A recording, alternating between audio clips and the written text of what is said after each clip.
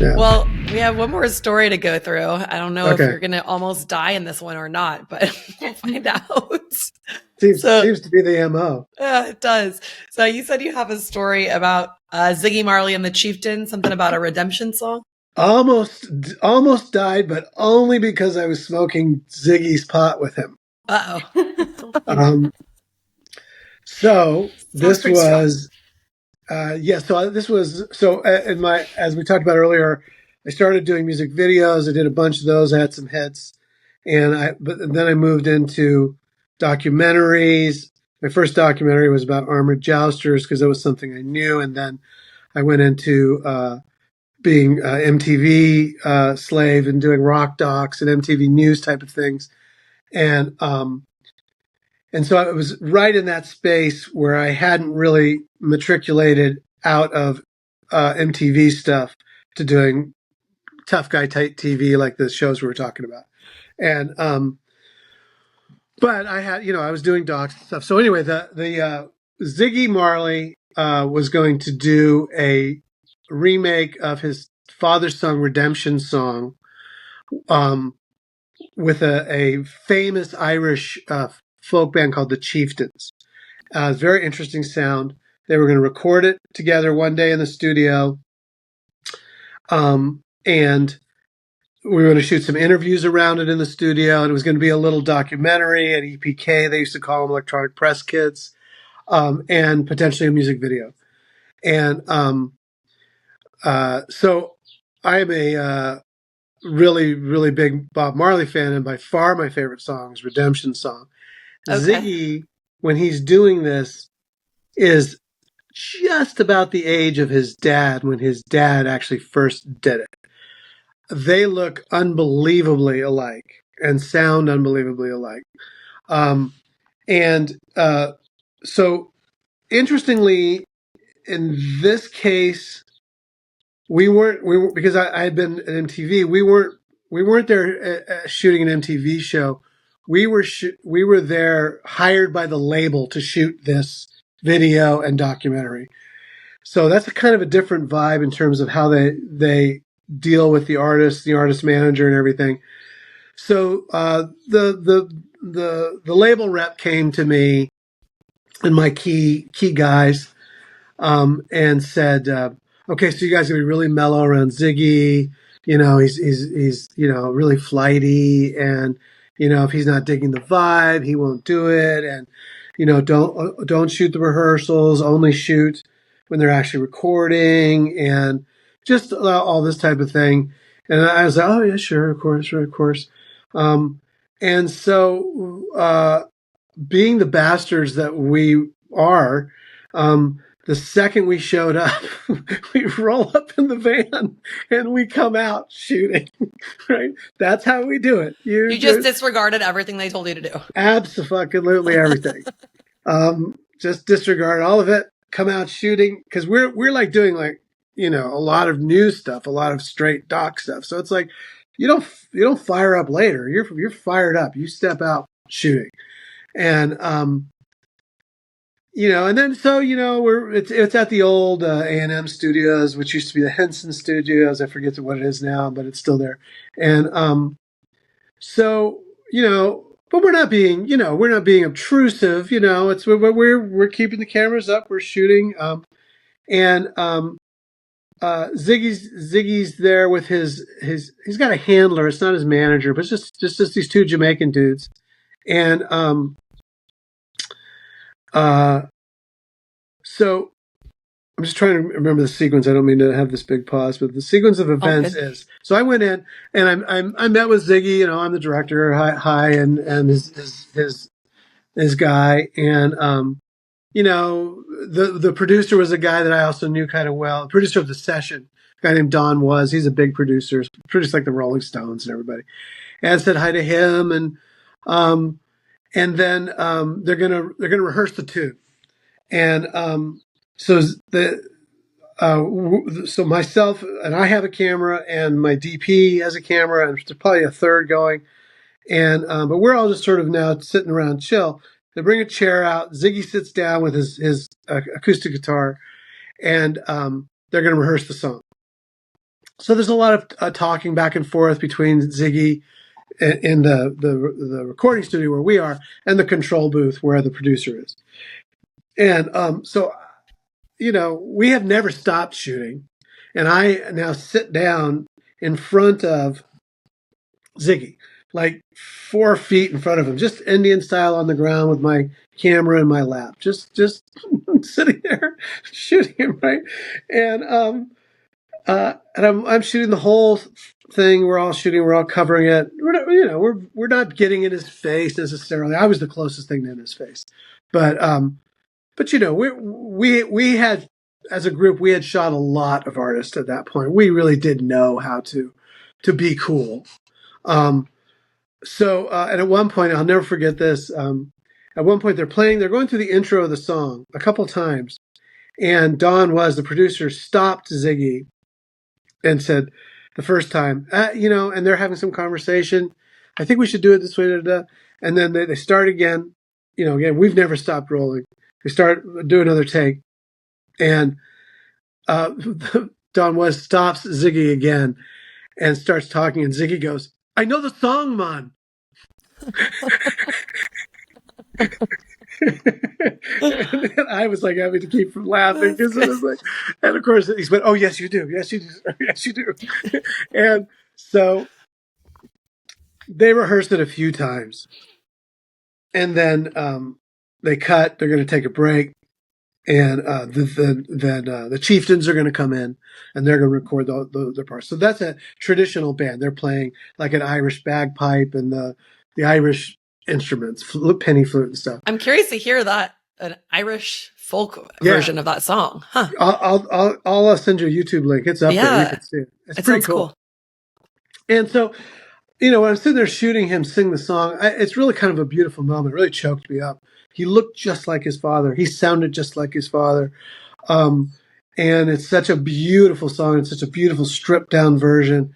And so anyway, after the break, they're setting up the Chieftains inside, and I go in to talk to Don Was, the producer of the session, and I go in to talk to the producer and I say, "So when do you think you were going to record the song? Are you going to do Ziggy first?" She said, "Oh no, we're done. We're going to use the rehearsal."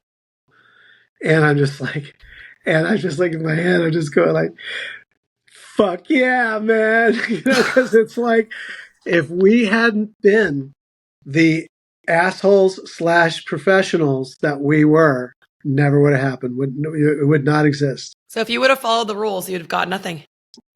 That's huge crazy. Lesson in that. Yeah. And if I was anarchic before, boy, after that, I was like, you couldn't tell me what to do.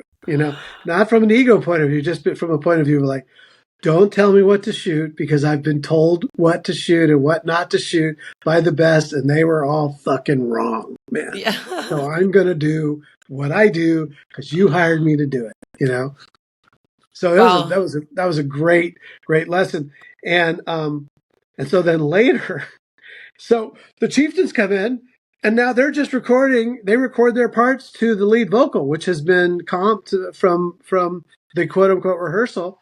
And I'm just, we shoot that. And then later on, I end up in the lounge with Ziggy and his guy, and they hand the joint to me. And I have a long relationship with weed, but not that kind of weed. I just remember laying there like on this couch in the lounge. They're gone. Everybody's gone. Nobody's gone. I'm just laying there going, what are the choices I've made in life that have brought me to this junction? Ultimate couch lock. So they had some super strong, some Jamaican stuff or something. Something very strong. That sounds like such a cool experience. That had to be pretty surreal meeting him and all of that. Yeah, it was. Yeah, that's pretty awesome. I just saw the Bob Marley movie. Did you see it? That came out? I haven't seen it yet. Is it good? Yeah. It was an okay movie. I didn't think it was awesome, but his story is so inspiring. It was still just kind of fun to watch it and just kind of feel the power of him as a person. And yeah. Yeah, I will see it because I'm such a fan. But every time I've seen the preview so many times, and there's a part of me that just goes, kind of looks like an after school special version, honestly. But is the guy who plays him good? Yeah, he does a good job. It's just, there's some things like they just keep replaying this shot of him as a child, like running away from a fire, and they never like really tie it to anything, and it just is like this weird like symbolic thing they just like keep bringing back, and you're like, I don't know. There's just some weird stuff. His wife's storyline seems like they don't really dig into it. You're like wondering. It had some shortcomings, but I still enjoyed watching, and I mean his music's awesome and his story is awesome. So I mean, I'll see it. I'm sure that I'm sure they're going to gloss over a lot of stuff. I mean, the thing about Marley that's one of the great talk about like the duality of man is here he was this tremendous almost preacher, of peace and love, and yet he was also a stone cold thug. He was a stone cold thug. And it doesn't take anything. One does not take anything away from the other. It's just they had those two things going, and I know because I've seen the previews that they go over the assassination attempt and all that. But I'll probably wait till it comes on streaming. Yeah, it's still fun to watch, but I mean his story is amazing. Yeah. But with that, should we go ahead and wrap it up? Well, I want to thank you for sharing some crazy ass stories. I've heard some of your stories. I didn't know that it got this crazy. I'm pretty mind blown, I have to say. Like I can't believe some of the you kept like one-upping yourself, and you're just like, "Where's this going? My God." Well, I appreciate that, and it's certainly a none of this was planned. I mean, I have a background. I have kind of a thrill-seeking background, and I like to surf big waves and climb big rocks, and I was an armored jouster, and that was terrifyingly wonderful. But once I sort of matriculated into the showrunner position, I thought I would be fairly safe. I didn't realize that story was going to continue. Oh no, it definitely does. There's still opportunities for thrill seekers in this business like yourself.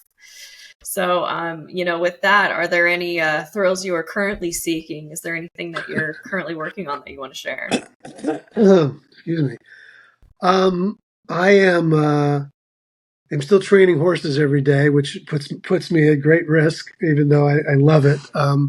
But I'm working on a television piece about an amazing kid named Doc Paskowitz, who is the namesake heir to the surfing and adventure throne of Doc Paskowitz, his grandfather, who was an amazing waterman, author, surfer, adventurer, raised 9 kids in an RV, going all around the world surfing.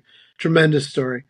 And this is a story about a kid who was raised in this very alternative way, who his goal is to become the youngest submarine captain in history.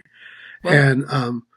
And what they're doing as a family, what he's doing is not without risk, and it's a tremendous adventure. And he's basically a kid who wants to be the next Jacques Cousteau, and for a 17-year-old kid to even know who Jacques Cousteau was is pretty amazing. So that's sort of what I'm literally working on as we speak right now. And I can't wait to see that. That sounds awesome. Yeah, it's cool. I'll send you the link when I'm done. Yes, please. I'm fortunately doing it from the safety of my home here in Joshua Tree. I'm not scraping the bottom of the ocean on a frickin' submarine, but yeah, that's my passion project right now. No, awesome. That sounds really cool. Where can people find you if they want to reach out to you? Let me see. Because you're not really on Instagram. Do you have like a website? Yeah, I have an Instagram. Okay. Yeah, that could be a good place. My Instagram is The Other Steve Jones. The Other Steve Jones. All one word, The Other Steve Jones. And that's because when I was coming up in punk rock, there was a famous Steve Jones from the Sex Pistols. And we were roughly the same age. We were both Welsh. I was more handsome, but we looked a little bit alike. And he was a very, very famous punk rocker. I was only a semi-famous punk rocker, but I was so tired of being the other Steve Jones that later on in my later band, The Unforgiven, I changed my name to my grandfather's name because I was sick of being the other Steve Jones. But I got over it, so now I'm the other Steve Jones on Instagram. Once again. The better Steve Jones. I don't know, better, but, cuter. There you go. And Steve and I are friends, really dear friends. After the Pistols broke up, he started another band, and my band opened for that band. And wow. He's got a very famous radio show I've been on a few times. We're buddies, but yeah, he's the more famous Steve Jones. We just have to accept it. I love that. Well, that's The Other Steve Jones for you, everyone. Thanks to everyone for joining us, and that's it for Shoot the Shit. Join us for the next shit show. Thanks for having me.